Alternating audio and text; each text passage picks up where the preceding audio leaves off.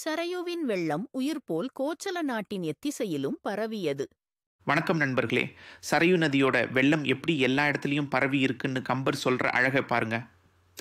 அந்த காலத்துல கோசல நாடு செழிப்பா இருக்கு. அந்த நாட்டோட உயிர் நாடியா சரையு நதி ஓடுது. அந்த நதியில வெள்ளம் பெருக்கெடுத்து ஓடுது. அந்த வெள்ளம் எங்கெல்லாம் போகுது தெரியுமா? அதைத்தான் கம்பர் இந்த பாட்டில் சொல்றார். தாதுகு சோலை தோறும் சண்பகக் காடு தோறும் போதவிழ் பொய்கை தோறும் புதுமணல் தடங்கள் தோறும் மாதவி வேலி பூகவனம் தோறும் வயல்கள் தோறும் ஒதிய உடம்பு தோறும் உயிரென உலாயதன்றே. இப்போ ஒவ்வொன்றா பார்ப்போம். தாது உகு சோலை தோறும் அப்படின்னா, தாதுன்னா மகரந்தம், பூக்கள்ல இருக்கிற அந்த பொடி. அந்த மகரந்த பொடி சிதறி கிடக்கிற சோலைகளில் எல்லாம் தண்ணி போகுதாம். என்ன ஒரு கற்பனை! சண்பக காடு தோறும், சண்பக மரம் நிறைய இருக்கிற காடுகளுக்குள்ளேயும் வெள்ளம் புகுந்து விளையாடுது. போது அவிழ் பொய்கை தோறும், போதுனா மொட்டு, மொட்டுக்கள் இப்போதான் மலர்ந்துகிட்டு இருக்கிற அழகான பொய்கை, அங்கேயும் தண்ணி போகுது. புது மணல் தடங்கள் தோறும், தடாகம்னா குளம், புதுசா மணல் பரப்பின குளங்கள்லையும் தண்ணி நிரம்பி வழியுது. மாதவி வேலி பூக வனம் தோறும், மாதவினா குறுக்கத்தி கொடி, குறுக்கத்தி கொடி வேலியா படர்ந்திருக்கிற கமுகுன் தோப்பு, அங்கேயும் தண்ணி ஓடுது. வயல்கள் தோறும், நெல் விளையிற வயல்கள்ல எல்லாம் தண்ணி நிறைஞ்சிருக்கு. கடைசியா ஓதிய உடம்பு தோறும் உயிரென உலாயதன்றே. இதுதான் பாட்டோட உச்சம். உடம்பு வேற வேறையா இருந்தாலும் உயிர் ஒண்ணுதான் இல்லையா? அதே மாதிரி சரையுவோட தண்ணி வேற வேற இடங்கள்ல இருந்தாலும் அது ஒண்ணுதான். எல்லா இடத்துக்கும் உயிர் கொடுக்கிற மாதிரி சரையுவும் எல்லா இடத்துக்கும் செழிப்பை கொடுக்குது. கம்பர் என்ன அழகா உவமை சொல்றார் பாருங்க. உயிர் எப்படி எல்லா உடம்புலையும் இருக்கோ அப்படி சரையுவோட வெள்ளம் எல்லா இடத்துலையும் இருக்கு. இந்த உவமை மூலமா கம்பர் ரெண்டு விஷயத்த சொல்றாரு. ஒன்று சரையு நதியோட பெருமை, இன்னொன்று ஆத்மா பரமாத்மா தத்துவம். அதாவது உயிர் ஒண்ணுதான், அது வேற வேற உடல்களில் வாழுது. கம்பரோட கற்பனை திறனையும் வார்த்தை ஜாலத்தையும் என்னன்னு சொல்றது? ஒரு சாதாரண ஆத்து வெள்ளத்தை ஒரு பெரிய தத்துவத்தோட இணைச்சு சொல்லியிருக்காரு. இதை படிக்கும்போது நாமளே அந்த இடத்துல இருக்கிற மாதிரி ஒரு உணர்வு வருது இல்லையா? இந்த பாட்டோட ஆற்று படலம் முடிஞ்சிருச்சு. அடுத்தது நாட்டுப்படலம். ரெடியா நண்பர்களே?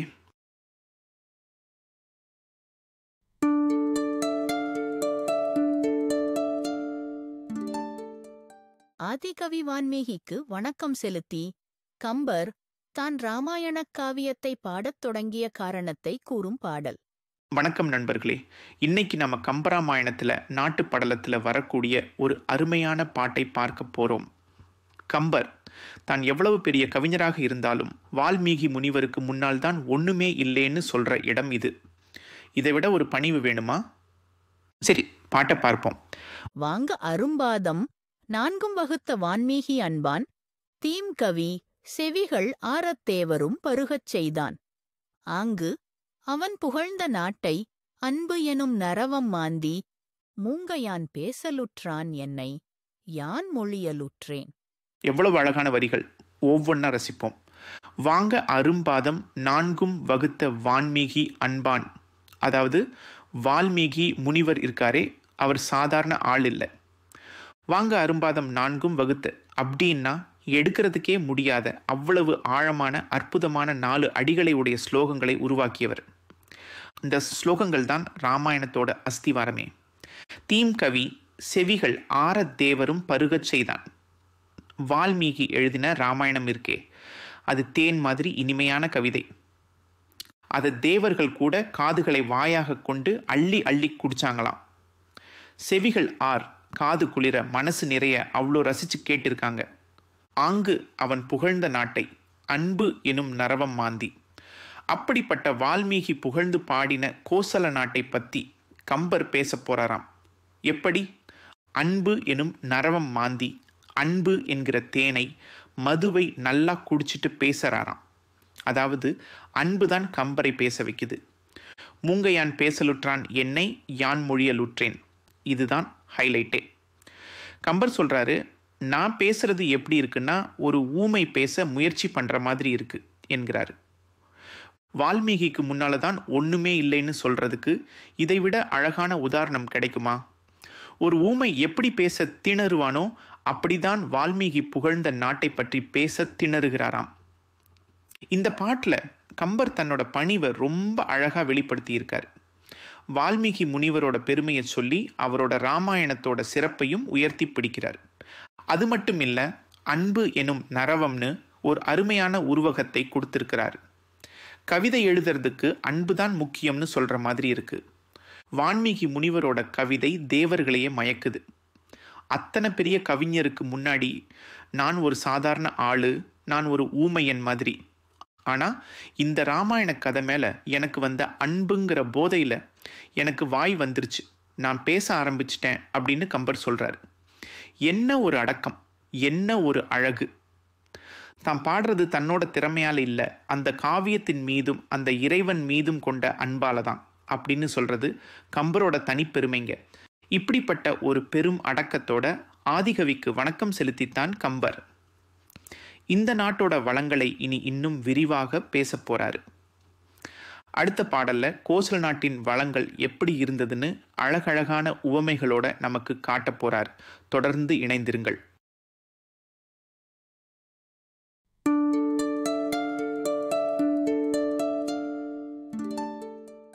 கோசல நாட்டின் இயற்கை வளமும் செல்வச் செழிப்பும் கம்பர் வரிகளில் விரிந்து பரவும் அற்புதக் காட்சி இது. வணக்கம் நண்பர்களே. கோசல நாட்டோட வளத்தை பற்றி கம்பர் சொல்கிறாரு. ஆனால் சும்மா சொல்லலைங்க, அப்படி ஒரு கற்பனை, அப்படி ஒரு வர்ணனை கேட்டால் பிரமிச்சு போயிடுவோம். சரி, பாட்டுக்குள்ளே போகலாமா? இதோ அந்த பாட்டு. வரம்பு எலாம் முத்தம், தத்துமடை எலாம் பணிலம், மா நீர்க்குரம்பு ஏலாம் செம்பொன், மேதிக்குழி ஏலாம் கழுநீர் கொள்ளை, பரம்பு ஏலாம் பவளம், சாலி பரப்பு எல்லாம் அன்னம், பாங்கர் கரம்பு எல்லாம் செந்தேன், சந்தக்கா எல்லாம் களிவண்டு ஈட்டம். எப்படி இருக்கு? படிக்கும்போதே கண்ணு முன்னாடி ஒரு படம் வரைகிற மாதிரி இல்லையா? கம்பர் நம்மளை கோசல நாட்டுக்கே கூட்டிட்டு போயிடுறாரு. இப்போ ஒவ்வொன்றா பிரித்து பார்ப்போம். வரம்பு எல்லாம் முத்தம், வயலுக்கு வரப்பு கட்டுவாங்க இல்லையா? அந்த கோசல நாட்டில் வரப்புல எல்லாம் என்ன தெரியுமா இருக்கு? முத்துக்கள். ஆமாங்க, முத்துக்கள் சிதறி கிடக்குதாம். தத்தும் மடையெல்லாம் பணிலம், தண்ணி பாயிற மடை இருக்கும் இல்லையா, அதுல எல்லாம் சங்குகளாம். அலையடிக்கிற மாதிரி தண்ணி வரும்போது அதில் சங்குகள் எல்லாம் மிதந்து வருதாம். என்ன ஒரு காட்சி! மா நீர் குரம்பு எல்லாம் செம்பொன், பெரிய பெரிய வாய்க்கால் குளம் எல்லாம் இருக்கும் இல்லையா, அதிலெல்லாம் தண்ணி இல்லையாம், செம்பொன் கட்டி கட்டியாக கிடக்குதாம். தங்கமே ஆறா ஓடுதுன்னு வைங்களேன். மேதி குழியெல்லாம் கழுநீர் கொள்ளை, எருமை மாடுங்க தண்ணியில் குளிச்சு விளையாடும் இல்லையா, அப்படி எருமைங்க குழி பறிச்ச இடமெல்லாம் என்ன தெரியுமா? செங்கல் நீர் பூக்கள் செக்கச் செவேல்னு பூத்து குலுங்குதாம். சும்மா சொல்லக்கூடாதுங்க, எருமையும் செங்கல் நீரும் செம கான்ட்ராஸ்ட். பரம்பு ஏலாம் பவளம், வயல்ல நெல் விளையறதுக்கு முன்னாடி பரம்பு அடித்து சமப்படுத்துவாங்க இல்லையா, அந்த மாதிரி சமப்படுத்தின இடமெல்லாம் பவளமாம். சிவப்பு கம்பளம் விரிச்ச மாதிரி இருக்குமாம். சாலிப்பரப்பு ஏலாம் அன்னம், நெல் விளையுற வயல்வெளி எல்லாம் பார்த்தா அன்னப்பறவைகள் கூட்டமாக வந்து உட்கார்ந்து இருக்குமாம். வெள்ளை வெளியர்னு வயல் முழுக்க அன்னமயம். பாங்கர் கிரம்பு ஏலாம் சென் தேன், வயலுக்கு பக்கத்தில் ஒன்றும் பயிர் பண்ணாமல் சும்மா போட்டு வச்சிருக்கிற நிலத்தில் எல்லாம் தேனாராக ஓடுதாம். அதுவும் சாதாரண தேன் இல்லைங்க, செந்தேன். சந்தக்கா எல்லாம் களிவண்டு ஈட்டம், அழகான சோலைகள் எல்லாம் இருக்கு இல்லையா, அதுல எல்லாம் வண்டுகள் ரீங்காரம் பண்ணிட்டு திரியுதாம். அதுவும் சாதாரண வண்டு இல்லைங்க, தேனை குடிச்சிட்டு கும்மாளம் போடுற வண்டுகள்.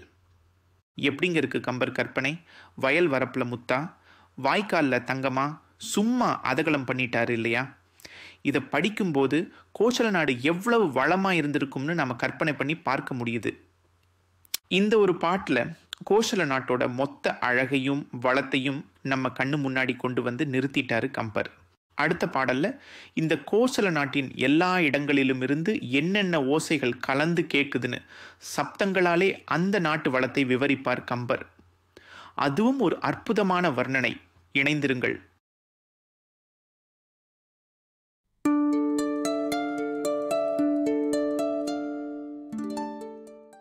கோச்சல நாட்டின் மருத நிலத்தின் ஓசைகளின் சங்கமம். வணக்கம் நண்பர்களே. இன்னைக்கு நாம மருத நிலத்தோட வளத்தை பத்தி கம்பர் பெருமான் சொல்ற ஒரு பாட்டை பார்க்க போறோம்.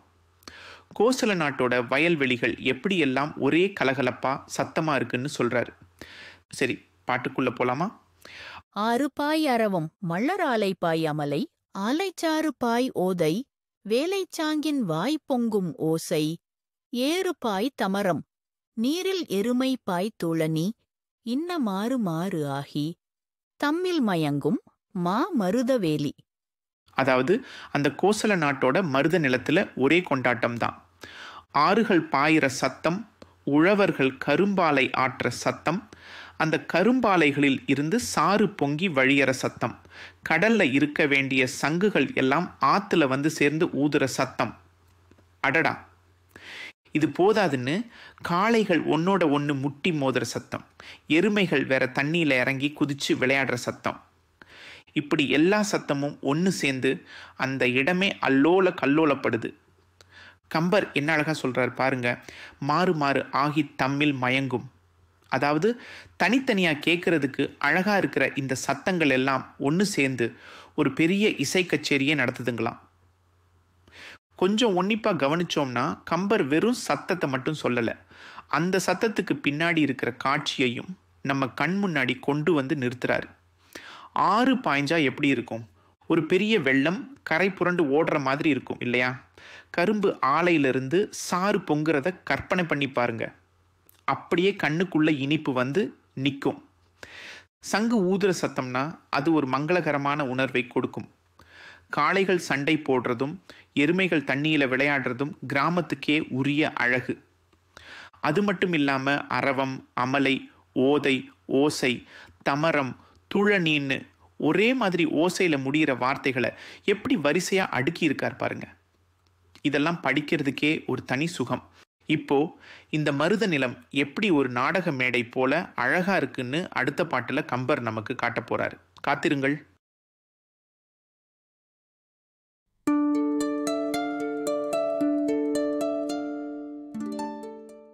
கோச்சல நாட்டின் மருத நிலம் ஒரு கலை அரங்கு போல காட்சி தரும் அற்புதம்.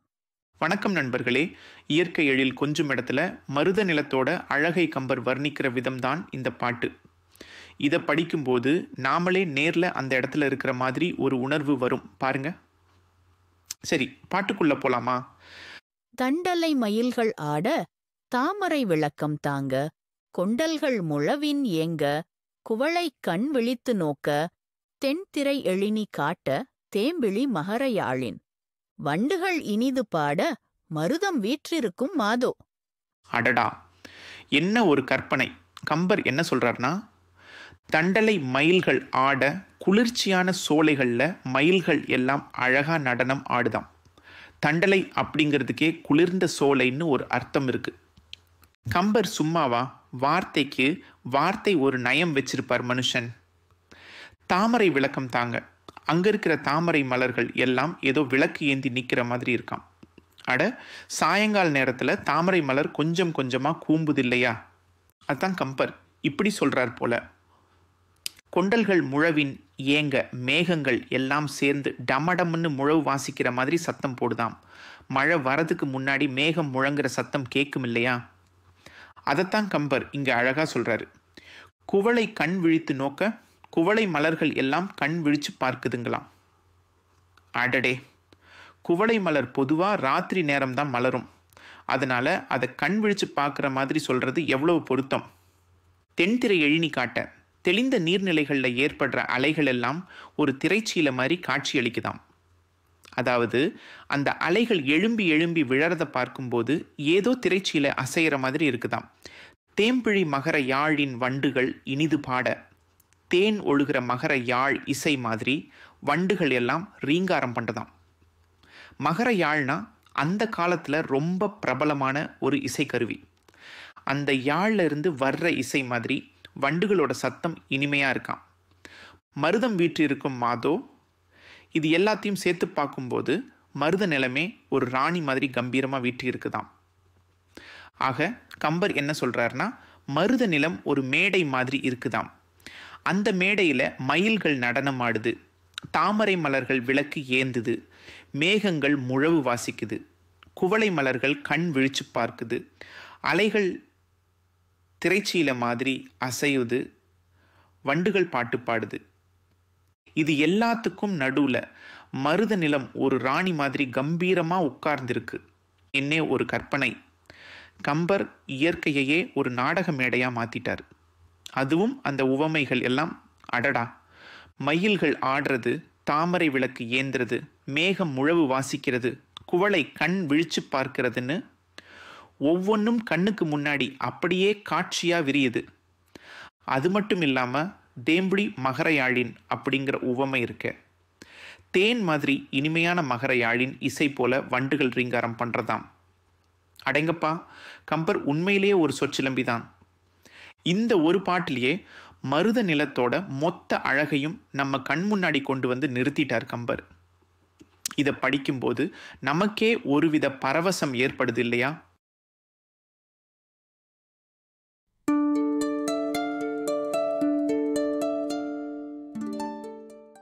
கோசல நாட்டில் எல்லாமே அவரவர் இடத்தில் அவரவர் இயல்புக்கேற்ப நிலைத்திருப்பதை விவரிக்கும் பாடல்.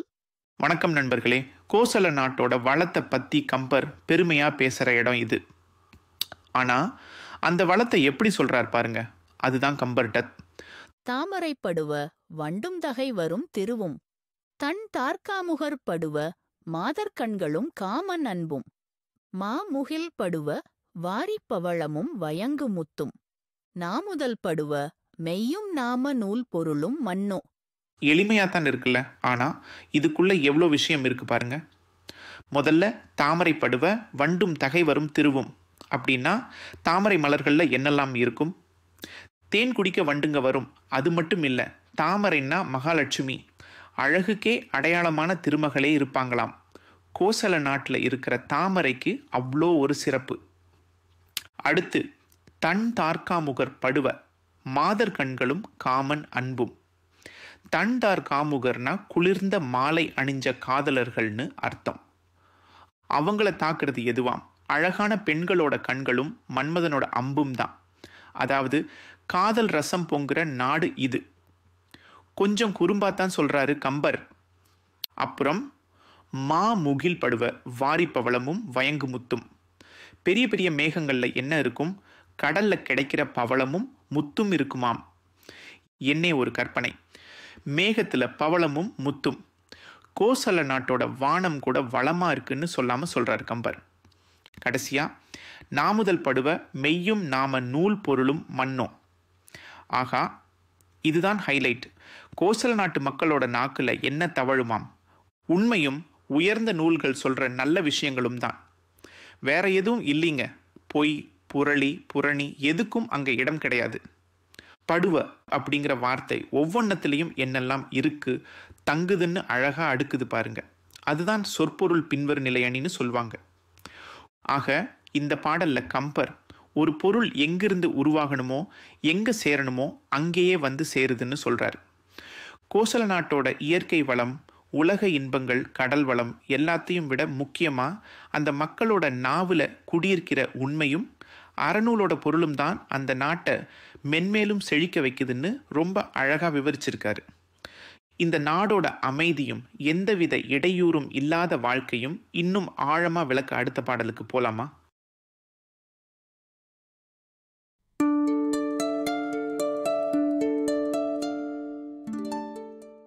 கோசல நாட்டின் எல்லையில்லா அமைதி பெருக்கை காட்டும் அற்புத காட்சி.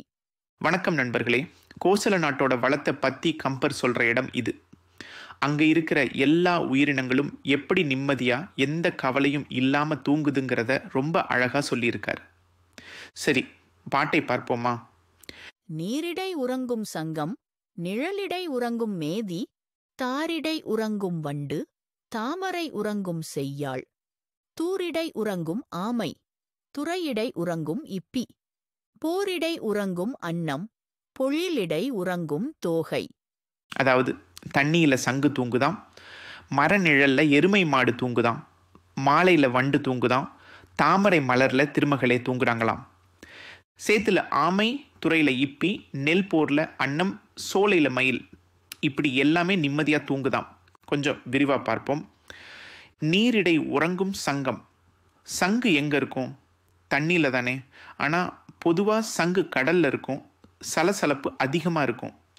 இங்கே அப்படி இல்லை. அமைதியான நீர்நிலையில் சங்கு நிம்மதியாக தூங்குது. எந்த சத்தமும் இல்லை, அலையும் இல்லை. நிழலிடை உறங்கும் மேதி. எருமை மாடு பொதுவாக வெயிலில் தான் அலையும். ஆனால் இங்கே குளிர்ச்சியான மர நிழலில் நல்லா இளைப்பாரி தூங்குது. வெயிலோட கொடுமை இல்லை. தாரிடை உறங்கும் வண்டு. வண்டு பொதுவாக தேன் குடிக்க பூ பூவாக பறக்கும். ஆனால் இங்கே பாருங்க, அழகான மாலையிலேயே உட்கார்ந்து தூங்குது. தேன் குடித்த மயக்கத்தில் வேற எங்கேயும் போகாமல் அங்கேயே தூங்கிடுது. தாமரை உறங்கும் செய்யாள். இது ரொம்ப அழகான கற்பனை. திருமகள், அதாவது லட்சுமி தேவி, தாமரை மலரில் வசிக்கிறாங்கன்னு சொல்லுவோம். இங்கே அவங்களே அந்த தாமரையில் தூங்குறாங்களாம். அவ்வளோ அமைதி, பாதுகாப்பு அந்த நாட்டில். தூரிடை உறங்கும் ஆமை. ஆமை எங்கே இருக்கும்? சேத்துல, சகதியில் தான் இருக்கும். ஆனால் யாருமே அதை தொந்தரவு பண்ணல. அதனால அதுவும் நிம்மதியாக தூங்குது. துறையிடை உறங்கும் இப்பி. இப்பிங்கிறது முத்து சிப்பி. அதுவும் நீர்நிலையில் தான் இருக்கும். யாராவது வந்து எடுத்துட்டு போயிடுவாங்களோன்னு பயம் இல்லாமல் அதுவும் நல்லா தூங்குது. போரிடை உறங்கும் அன்னம். அன்னப்பறவை நெல் வயலில் தான் இருக்கும். நெல் அறுவடை சமயத்தில் போர் அடிப்பாங்க.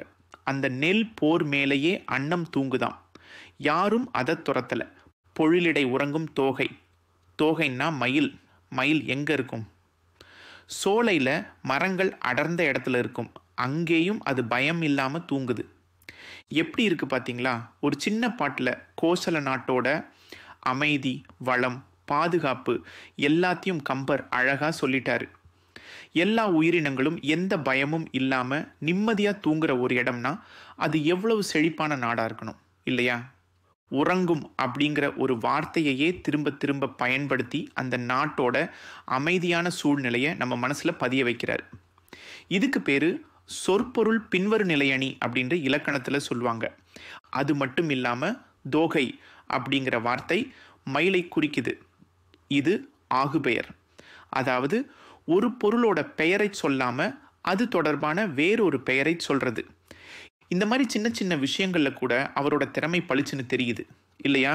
அடுத்த பாடல்ல இந்த நாட்டில் இருக்கிற எல்லாமே எப்படி ஒளிமயமாக இருக்குன்னு விவரிக்க போறார் கம்பர். வாருங்கள் அடுத்த பாடலை கேட்போம்.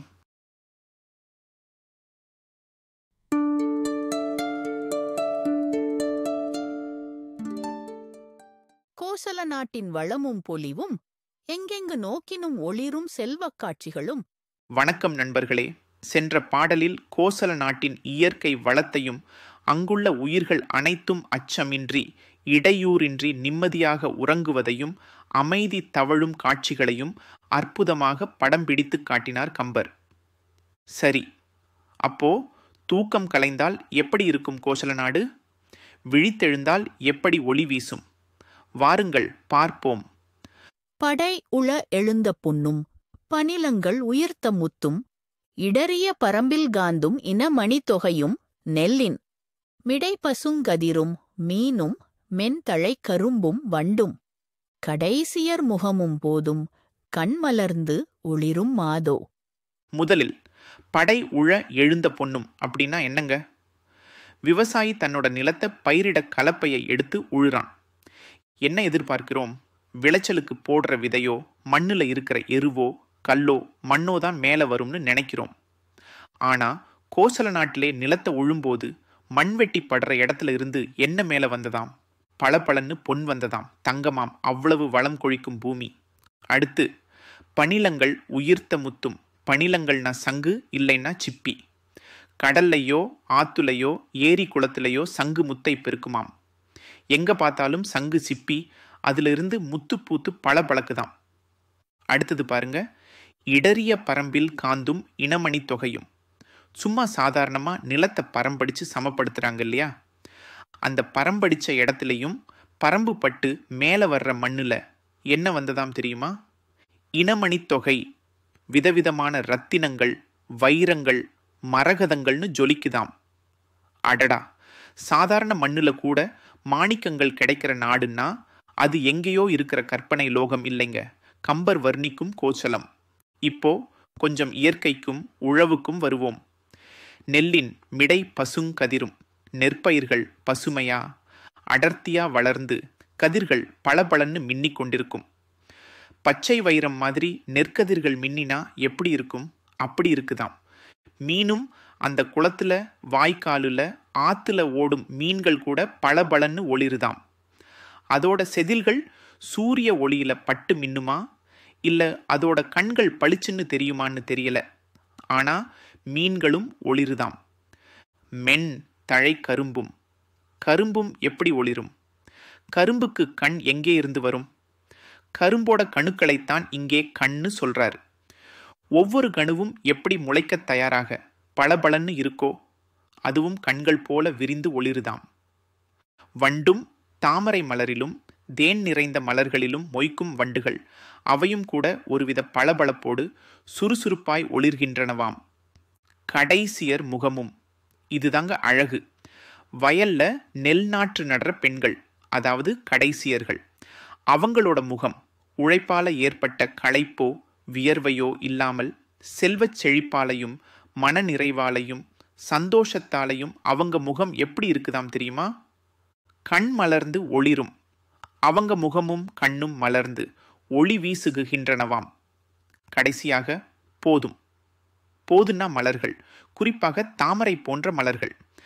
அந்த மலர்களும் தேனை தன்னுள் கொண்டு சூரிய ஒளியில மலர்ந்து பளபளன்னு ஒளிருமாம். இந்த எல்லா விஷயங்களுக்கும் ஒரே ஒரு வினை சொல்லை, ஒரே ஒரு விளக்கத்தை பொருத்தி காட்டி எல்லாமே கண் மலர்ந்து ஒளிரும் மாதோ என்கிறார் கம்பர். பொன், முத்து, இரத்தினம், நெற்கதிர், மீன், கரும்பு, வண்டு, உழத்தியர் முகம், மலர், இந்த 9 பொருட்களுமே கண்களை மலர்ந்து ஒளி வீசுகின்றனவாம். கம்பர் எவ்வளவு அழகா இந்த நாட்டை வர்ணிக்கிறார் பாருங்க.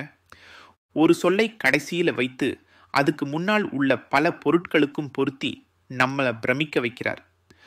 கோசல நாடே ஒரு தங்கத்தட்டு மாதிரி எல்லாமே ஒளிர்ந்து பிரகாசிக்குதுன்னு கம்பர் சொல்ற இந்த வர்ணனை மனசுக்குள்ள ஒரு பெரிய பிரமிப்பை ஏற்படுத்துது இல்லையா? அடுத்த பாடல் காட்சியில் இந்த கோசல நாட்டின் காலை பொழுதின் இசை எப்படி இருக்கும், அந்த இசையால் யார் விழித்தெழுவார்கள் என்பதை பார்க்கலாம்.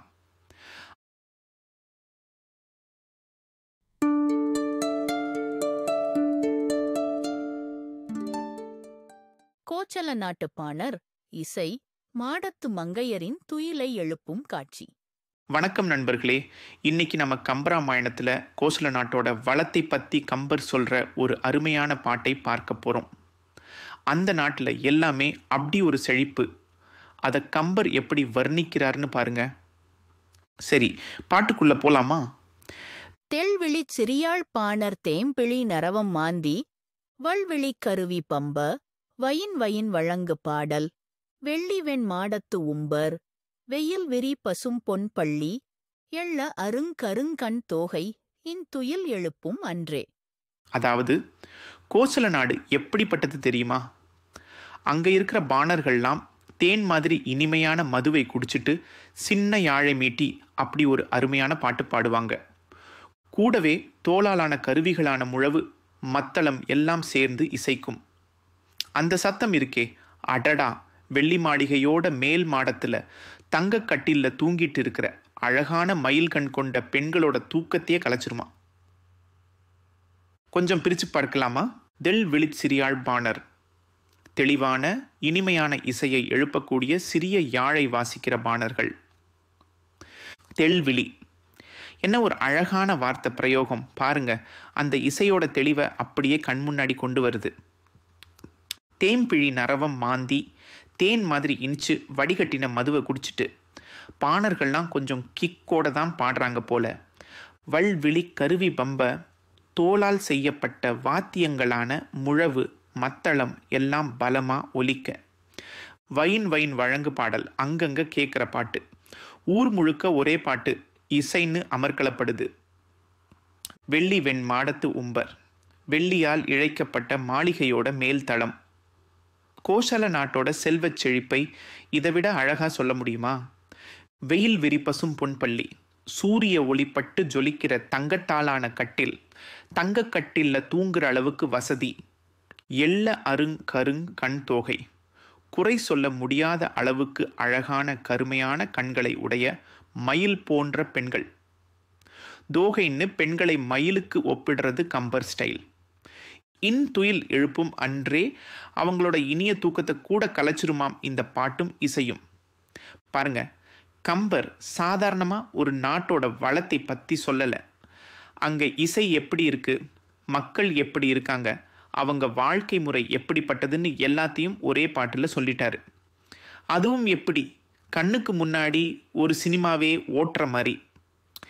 இந்த உவமைகள், வர்ணனைகள் எல்லாம் கம்பர் அரசியலில் ஒரு முக்கியமான அம்சம். மக்களே, வெள்ளி மாளிகை, தங்கக்கட்டில், மயில் கண்மங்கை எல்லாமே ஒரு கனவு மாதிரி இருக்குல்ல.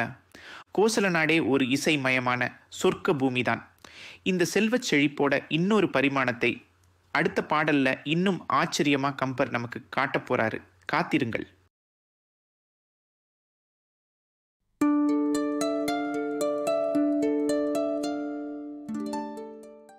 கோசல நாட்டின் அளவற்ற தேன்வளம் கடலையும் மகிழ்விக்கிறது. வணக்கம் நண்பர்களே. Nobas monas hutan mestaya papudia kendara kaya usinum. Pamdata pundi butpenia porta the time to chart. Pita mu biwar at pamay. That componenta pasudin dambats PS menapa. The peak upandata sa panibudama. But sapam badik timbishan pi pap sa puina is smart kita. What தெரியுமா?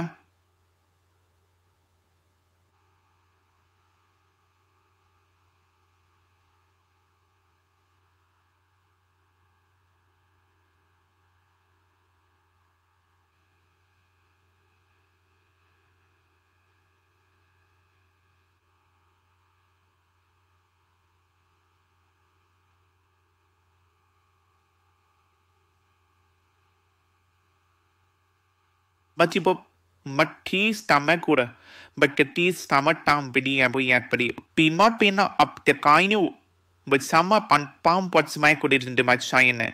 Who see it you pot pingo. Papam, nice some bits of panium. Yekas di pao, by pamandasi pues kai, pa, with Vamung Spade means Congress Derangement of the United States of America. Congress of the United States of America. Congress of the United States of America. Congress of the United States of America. Congress of the United States of America. Congress of the United States of America. Congress of the United States of America. Congress of the United States of America. Congress of the United States of America. Congress of the United States of America. Congress of the United States of America. Congress of the United States of America.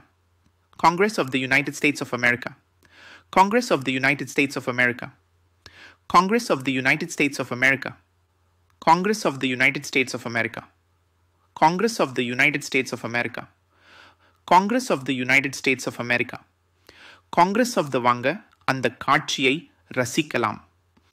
ஆலைவாய் கரும்பின் தேனும் அரிதலைப்பாழை தேனும் சோலை வீழ்கனியின் தேனும் தொடை இழி இறாலின் தேனும் மாலைவாய் உகுத்த தேனும் வரம்பு இகந்து ஓடி வங்க வேலைவாய் மடுப்ப உண்டு மீன் ஏலாம் கழிக்கும் மாதோ. என்ன ஒரு வர்ணனை பார்த்தீங்களா? கம்பர் கோசல நாட்டை வெறும் நாடுன்னு சொல்லாம அது ஒரு தேன் வெள்ளம் ஓடுற பூமிங்கிற மாதிரி காட்டியிருக்காரு. முதல் வரியை பாருங்க. ஆலைவாய் கரும்பின் தேனும் அப்படின்னா என்ன தெரியுமாங்க? அங்க இருக்கிற கரும்பாலைகள்ல இருந்து கரும்பு சாறு ஆறா ஓடுதாம். கரும்பு பிழிஞ்சு வெல்லம் செய்யறப்ப வர இனிப்பான சாறு இருக்கு பாருங்க, அதைத்தான் கம்பர் தேன்னு சொல்றாரு. அத்தனை கரும்பாலைகள், அத்தனை கரும்பு சாறு. அடுத்து அரிதலைப்பாழை தேனும். பனை மரத்திலையும் தென்னை மரத்திலையும் பாளையை வெட்டி பதநீர் இறக்குவாங்க இல்லையா? அந்த பதநீர் எவ்வளவு இனிமையா இருக்கும். அந்த கள் இறக்குபவர்கள் வெட்டிய பாளைகள்லே இருந்து தேன் மாதிரி இனிப்பா கல்லும் பதநீரும் அப்படியே வழிஞ்சு ஓடுதாம். அதையும் கம்பர் தேன்னு தான் சொல்றாரு. அப்புறம் சோலை வீழ்கனியின் தேனும். கோசல நாட்டில் வெறும் கரும்பு, பனை, தென்னைன்னு மட்டும் இல்லை. அங்கே இருக்கிற சோலைகளில், மரங்களில் பழுத்து பழுத்து தானாகவே கீழே விழுற பழங்கள் எவ்வளவு இருக்கும். அந்த பழங்கள்ல இருந்து வடியற சாறு, அதையும் தேன்னு தான் கம்பர் சொல்கிறாரு. அவ்வளவு பழ மரங்கள், அவ்வளவு பழ ரசம், இன்னும் என்ன இருக்குன்னு பாருங்க. தொடை இழி இறாலின் தேனும் அடடா, மலையெங்கும் மரமெங்கும் தேன் கூடுகள். அந்த தேன் கூடுகள்லேருந்து தொங்கிக் கொண்டிருக்கிற தேன் அடையிலிருந்து தேன் ஒழுகி ஓடுதாம். சுத்தமான கலப்படம் இல்லாத மலைத்தேன் காடு முழுக்க பெருகுதாம். அது மட்டுமில்ல, மாலை வாய் உகுத்த தேனும். அங்கே இருக்கிற மக்கள் மாலையெல்லாம் கட்டி போட்டிருக்காங்க இல்லையா, அந்த மாலைகளில் இருக்கிற பூக்களில் இருந்தும் மகரந்தத்திலிருந்தும் தேன் சொட்டு சொட்டா வடியுதாம். இந்த 5 வகையான தேன்களும், அதாவது கரும்பின் சாறு, பனை தென்னம்பாளை சாறு, பழங்களின் சாறு, தேன் அடையிலிருந்து வழியும் தேன், பூக்களிலிருந்து வழியும் தேன், இப்படி பலவிதமான இனிப்புகளும் வரம்பு இகந்து ஓடி, அடேயப்பா, அதுங்களோட எல்லை கடந்து மடை திறந்த வெள்ளம் மாதிரி ஊரு பூரா பெருகி ஓடுதுங்க. அது வெறும் ஓடுறது மட்டும் இல்லை, வங்க வேலைவாய் மடுப்ப. அப்படின்னா என்ன தெரியுமா? அந்த நாடு முழுக்க பெருகி கடைசியாக கடல் இருக்கும் இல்லையா, வங்கக்கடல்னா கப்பல் போகிற கடல், பெரிய கடல். அந்த கடலில் போய் கலக்குதாம். கடைசி வரிதான் கம்பரோட உச்சக்கட்ட கற்பனை. உண்டு மீன் எல்லாம் கழிக்கும் மாதோ அப்படின்னா, கடல்ல இருக்கிற அத்தனை மீன்களும் இந்த மாதிரி இனிப்பான கரும்பு சாறு, தேன், பழச்சாறு எல்லாம் கலந்து வர நீரை குடிச்சு குடிச்சு சந்தோஷத்தில் மிதக்குதாம், போதையில் கழிக்குதாம். என்ன ஒரு அதிசயம் பார்த்தீங்களா? கடல்ல வாழற மீன்கள் கூட கோசல நாட்டோட வளத்தால் சந்தோஷப்படுதுங்கிறாரு கம்பர். இது ஒரு மிகைப்படுத்தப்பட்ட வர்ணனை தான். ஆனால் இந்த மிகைப்படுத்தல் எதுக்கு? கோசல நாட்டின் அளவற்ற செல்வத்தையும் வளத்தையும், அங்கே ஒருபோதும் வறுமையோ பசியோ இருக்காதுங்கிறதையும் அழுத்தமாக சொல்கிறதுக்காக கம்பர் இந்த உத்தியை இங்கே பயன்படுத்தியிருக்காரு.